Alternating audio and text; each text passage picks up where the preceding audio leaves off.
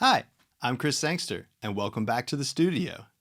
Today I want to walk you through my second round of acoustic upgrades to my home recording studio. Earlier this year, I made a video detailing my experiments with the SonarWorks Reference ID software and the changes I made to my studio as a result. I'll link it below if you haven't checked it out. After that initial process, I was pretty happy with my results, but I still had some nagging what ifs in the back of my head. I'm always looking for ways to refine and improve my studio and my skills, so I knew eventually I would have to tackle these questions. Then, as you might know, came my long-awaited upgrade to the 2023 Mac Studio.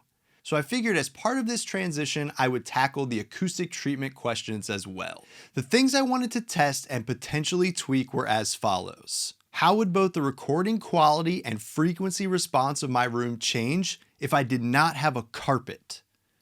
Would adding some binaural diffuser panels improve the sound of my recordings or the frequency response of my room? And finally, how the heck can I organize my disaster of a cable management situation?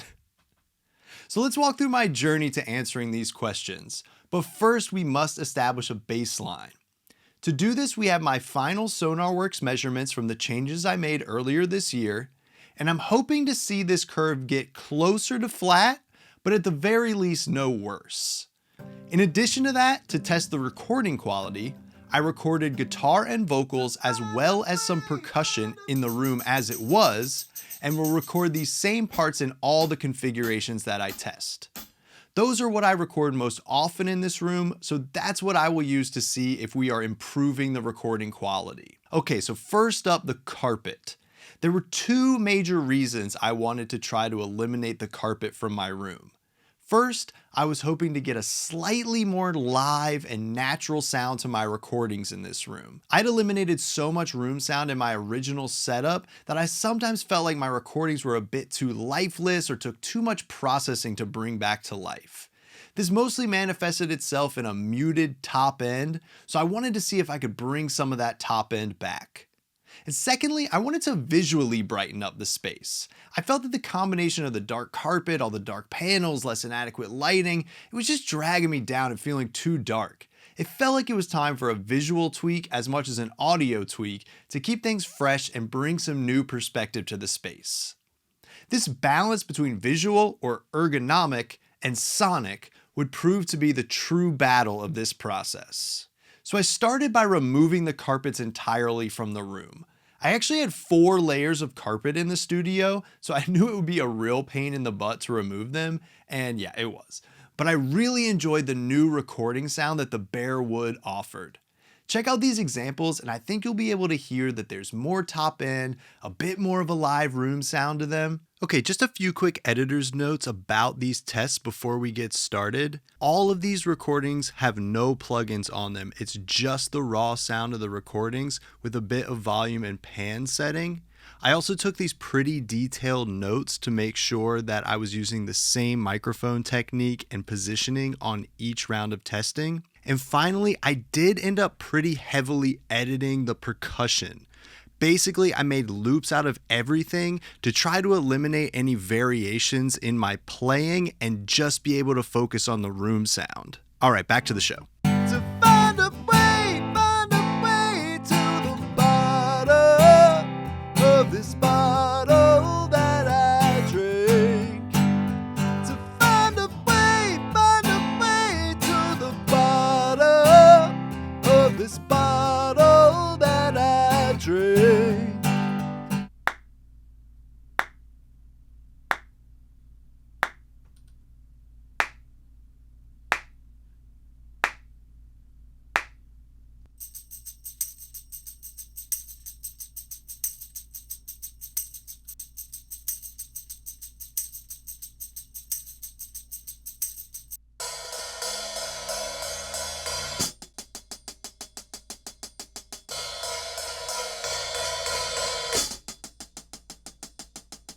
However, from a mixing perspective, we had a problem.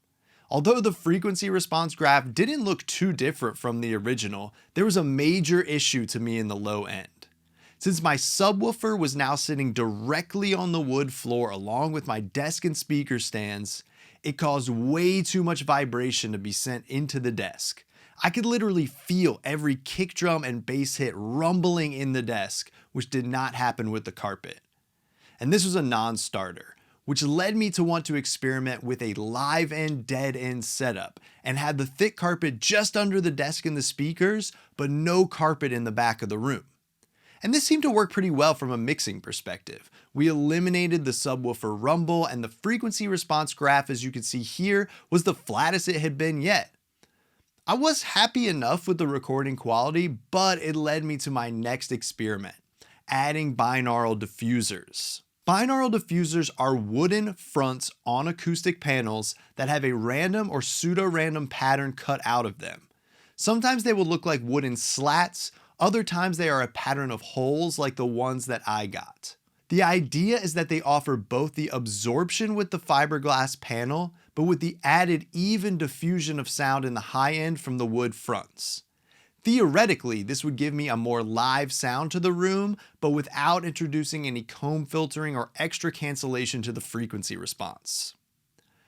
I bought 3 2-inch panels with binaural diffuser fronts from GIK Acoustics. My plan was to replace the 2 panels I already had in the back of the room and add 1 more to the corner behind the door. This came with some serious challenges though, because I needed a way to mount that panel behind the door so I could swivel it into place but still be able to open the door. To achieve this, I bought these swivel tilt TV mounts and created a wooden bracket on the back of the panel to mount them to. It took a lot of trial and error to get them to mount on the wall properly and in the proper position, but after a really long Saturday spent tweaking it, I'm pleased to say my creation actually works.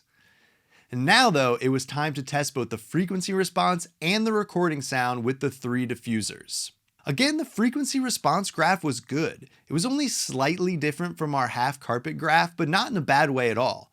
If anything, it was trending a bit closer to flat, especially in the high frequency with the diffusers. And this is to be expected because the diffusers are only going to work on the higher frequencies. However, there was a big catch-22. The recording quality was terrible. I knew from the minute I sang in the space that the 3 diffuser setup was going to be a problem. It was just so darn loud.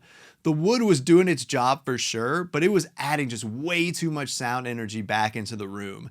And these recordings proved that out as well. To find a way to the bottom of this bottle that I drink. To find a way to the bottom of this bottle that I drink.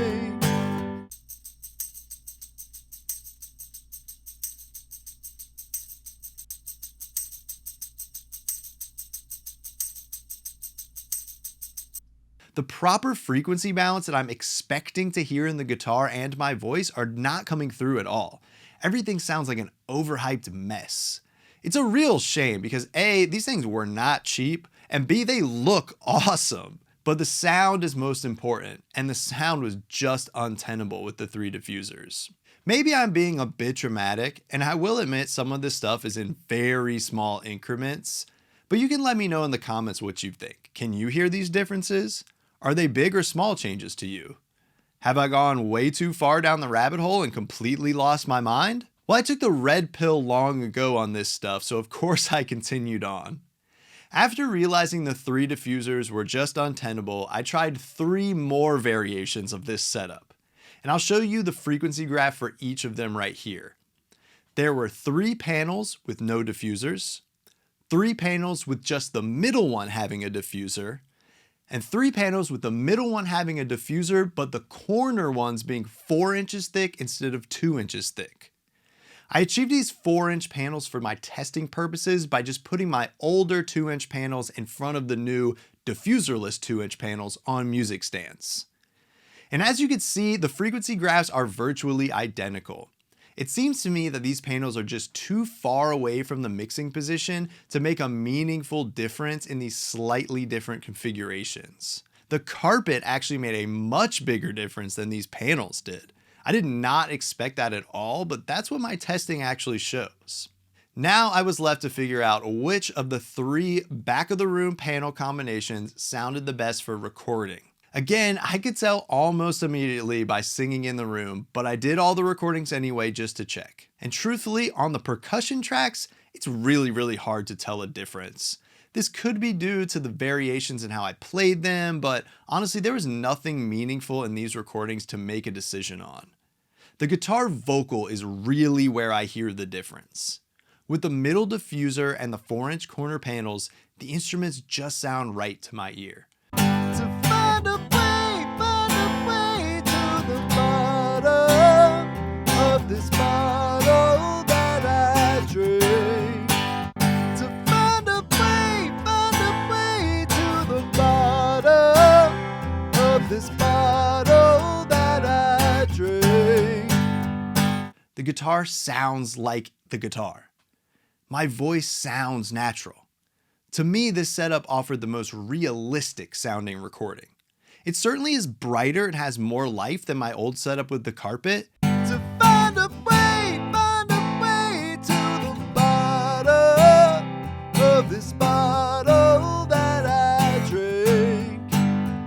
To find a way to the bottom of this bottle that I drink.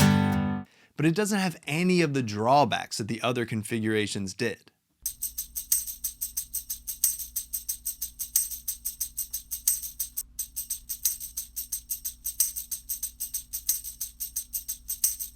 So I made the 4-inch panels permanent by drilling corner brackets into the 2-inch panels and then adding another 2-inch piece of fiberglass insulation to the top and wrapping it all together. Now that I'm happy with the setup of the carpet and the panels, a final note on cable management. My cables were a freaking disaster before this process. Look at this. Honestly, it was an embarrassment for me to look at this every day. I knew I had to address it. So I ended up getting several different standing desk organization solutions and these power strip boxes from Amazon. And honestly, this isn't going to be on our Oddly Satisfying anytime soon, but it is light years ahead of where I was. I've relegated most of the mess to the underside of the desk so it's out of sight, out of mind, and I use these boxes to hold excess cabling that was just piled up on the floor. These boxes also help keep the power cables and audio cables separate from each other, which should reduce the risk of any interference in the signal. And one final note, I finally put my Abentone mix cube in the center of my mixing position. I had it on top of my left speaker for so long and had always meant to find a solution to put it in the middle of my monitors. So a clip-on mic stand from Sweetwater ended up being the perfect solution. It attaches right to my computer monitor mount, and then the mix cube just has a standard mic thread on the bottom so it pops right on the top. It works great. So my final setup looks like this. 4 layers of carpet just under the mixing position. No carpet in the recording position. 1 2-inch panel with a binaural diffuser on the middle back wall, and 2 4-inch panels in the back corners on my custom TV mounts, as well as all the panels I already had. And the final frequency response graph looks like this. As you can see, it's certainly an improvement from the one we did in January and an absolutely vast improvement from the initial one before I started using SonarWorks. Although there are differences between them all, the general curve is trending more towards flat, there's more correlation between the speakers, and I even decreased my big dip at 90 Hz, which still remains my biggest issue, but it's not quite as bad. All in all, I'm really happy with the improvements I made in the frequency response of my room. Although I will admit this round of tweaks made much smaller changes to the frequency response than my initial one did where I set my sub level properly. My biggest takeaway from all this is that there is no one-size-fits-all solution when it comes to designing the acoustics of your studio. Every room is different, every setup is different, and every workflow is different. You will have to go through the long process of trial and error to find the right setup for you, your room, and your workflow. And it may involve several trips to Home Depot and some customizing. It will also never be perfect. At the end of the day, you will have to make compromises to find the right balance between acoustics and ergonomics, between recording and mixing, or whatever else you do in your studio. You cannot totally sacrifice one for the sake of the other. So if you're gonna go down this path, my advice to you is try things out, explore all avenues, but at the end of the day, prioritize the work that you do most in your studio. For me, that's mixing and mastering. So I had to make sure that I didn't sacrifice any of the benefits I had for those workflows just to improve the recording sound. I had to find the proper balance. And for now, at least, I think I did. I hope you enjoyed this deep dive into the rabbit hole of home studio acoustics. If you have any questions or thoughts, please drop a comment below. Don't forget to like, share, and subscribe, and I'll see you at the studio next time. Thanks.